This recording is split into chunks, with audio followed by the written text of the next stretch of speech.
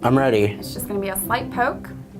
There we are. Oh, okay. That wasn't that bad. I was a little afraid, but actually it's not that bad at all. Call your landlord. There are signs you can see if someone's getting out of control. Threatening umpires or following them after the game is never okay. Now it's time to bet the farm on the Lightning to win Game 3. 2, review your lease. But just from a ground level, you really can't tell if there's any difference at all. If you don't have renter's insurance, buy it now. Now, when you mark the bill, the line will be gold. He turns around with his arms at his side and his palms up. Then he punches Jobbers Miller. But these were the latest numbers I could find. In the 2012 school year, 31 kids were killed in school shootings. And it's officially hurricane season. One take. One take. All of Florida is drained and polluted, and it's costing us. The more phosphorus you add to Lake Okeechobee, the more algae bloom you're going to have. They want to find somebody to blame.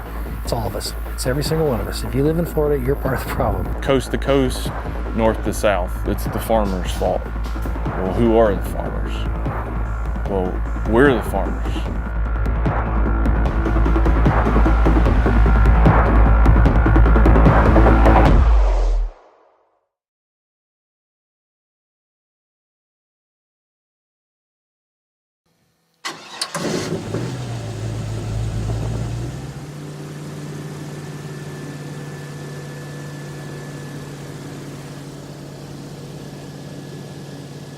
It's midsummer, and Dr. Paul Gray is going out on a lake that many have labeled toxic.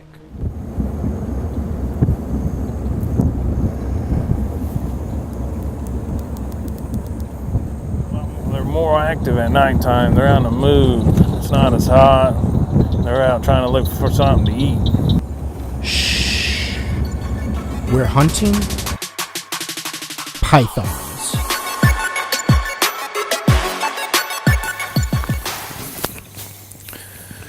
There's your Burmese python. About 6 foot. Pretty healthy. Beautiful snake. Last Friday, I set out with Dan Floyd and his wife Lindsay to track and capture Burmese pythons in Everglades National Park. Scientists say there could be hundreds of thousands in the state. It didn't take long to find one. We're gonna bag him. Bag them and box them. Bag him and box him. I got it ready for you, baby.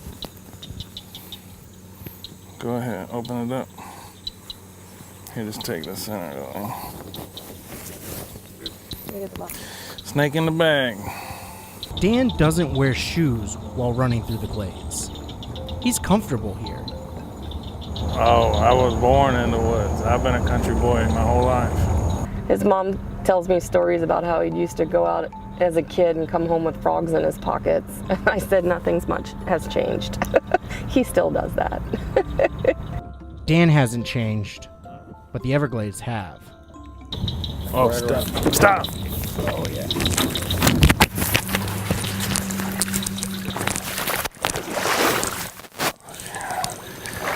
Baby gator. Dan believes every snake he traps makes a difference, and he wants to help Florida wildlife, to be here for the long haul. I feel at home out here. I'm comfortable out here. It's beautiful.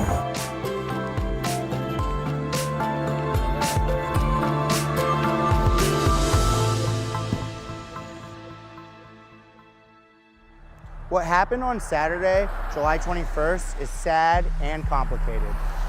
But what happened on Flint Drive is important.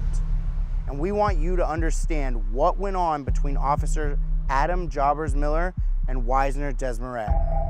This is all according to the police report of the other 4 officers there that night. At 7:15 p.m. on July 21st, Fort Myers police received a call asking for police at the Marathon gas station on MLK Boulevard.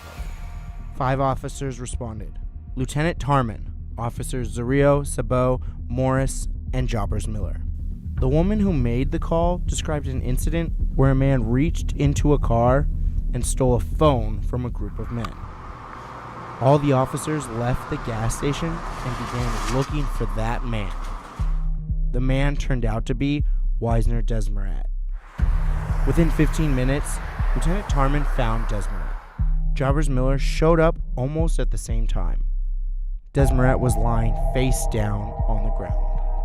All of this is recorded on Jobbers Miller's body cam. The report says as officers got close, Desmaret was yelling, "Don't shoot me, don't shoot me, shoot me in the back. 4, 3, 2, 1, shoot me. I don't want to stand up. Shoot me while I'm not looking." The two officers tell Desmaret to stand up and that they don't want to shoot him. This is when two witnesses show up in a car and get out. They find a phone on the ground and tell officers it was the phone that was stolen from them. While this is going on, Desmaret gets up off the ground and moves quickly towards the car. One of the witnesses moves to stop him from getting closer. And this is where things start to go off the rails. Desmaret takes a few steps back and turns and runs. Jobbers Miller runs after him and yells for him to stop. The two are running north towards MLK Boulevard. Desmaret slows down, and when Officer Jobbers Miller gets closer to him, he turns around with his arms at his side and his palms up. Then he punches Jobbers Miller. Punches him so hard, Jobbers Miller falls on his back on the ground. Remember, Desmaret is a former boxer. We don't have the body cam video, but if we did, we don't think we would show it. The description of what happens next is graphic enough. Jobbers Miller is on the ground, on his back. Desmaret is standing over him.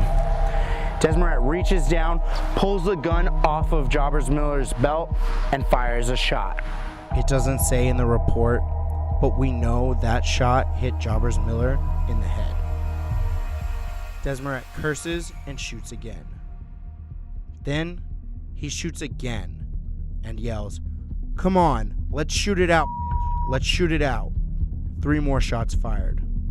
Lieutenant Tarman rushes over to Jobbers Miller, who's been hit twice. He calls for backup and Desmaret runs away. 2 gas station attendants were working at the marathon station where this all started.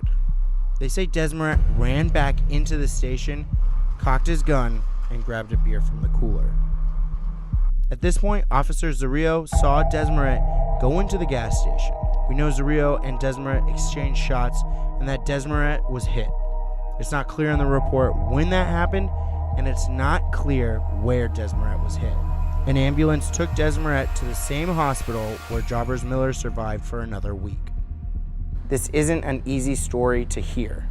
It isn't an easy story to tell, but it is an important story to our community.